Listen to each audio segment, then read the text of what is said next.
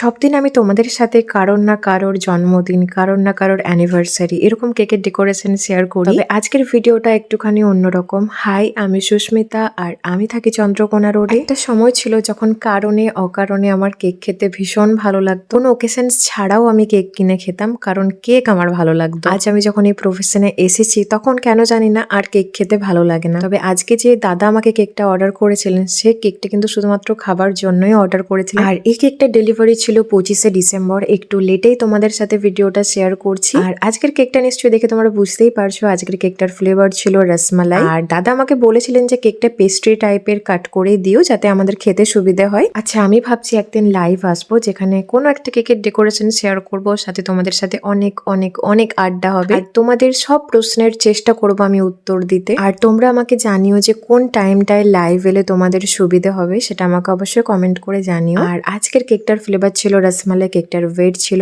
1 pound, আর কেকটার price আমি 600 টাকা নিয়েছি। তোমরা তোমাদের লোকেশন অনুযায়ী টাকাটা কম অথবা বেশিও নিতে পারো। আর কেকটার উপরটাতে আমি পুরো পিস্তা ফ্লেক্স দিয়ে ডেকোরেশন করেছি। তোমরা তোমাদের পছন্দ অনুযায়ী যে কোনো ভাবে কেকটাকে ডেকোরেশন করে নিতে পারো।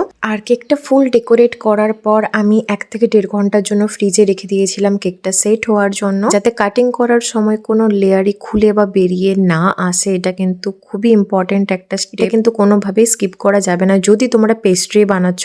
তো আমি দাদাকে জিজ্ঞাসা করে নিয়েছিলাম যে কটা স্লাইস করতে হবে। তো দাদা বলেছিল 8 থেকে 10টা স্লাইস করো। তবে প্রতিটা স্লাইস যেন স্ট্যান্ডার্ড সাইজ হয়, একদমই ছোট যেন না হয়ে যায়। তো তার জন্য আমি এখানে 8টা স্লাইস রাখার চেষ্টা করেছি। সত্যি কথা বলতে কেকটাকে এত কষ্ট করে বানানোর পর কাট করতে আমার ভীষণ ভীষণ কষ্ট হয়, যার জন্য আমি পেস্ট্রি কেকও পর্যন্ত বানাই না। আর স্লাইস করার পর একটা 1M নজলের সাহায্যে একদম টপে আমি একটা করে রোজেটস বানিয়ে নিয়েছি। তার উপরে অরেঞ্জ কালারের একটা করে স্প্রিঙ্কল বল অ্যাড করেছি, যাতে পেস্ট্রি গুলো দেখতেও সুন্দর লাগে। তো এই ছিল আমার আজকের কেকের ফাইনাল লুক। অবশ্যই জানিও আজকের এই কেকের ফাইনাল লুকটা তোমাদের কেমন লেগেছে। আর যদি ভালো লেগে থাকে তাহলে অবশ্যই লাইক করে যেও। আর যদি এখনো পর্যন্ত আমার চ্যানেলটাকে সাবস্ক্রাইব না করে থাকো তো প্লিজ আমার চ্যানেলটাকে সাবস্ক্রাইব করে নিও। তো চলো, আজকের ভিডিওটা এই পর্যন্তই।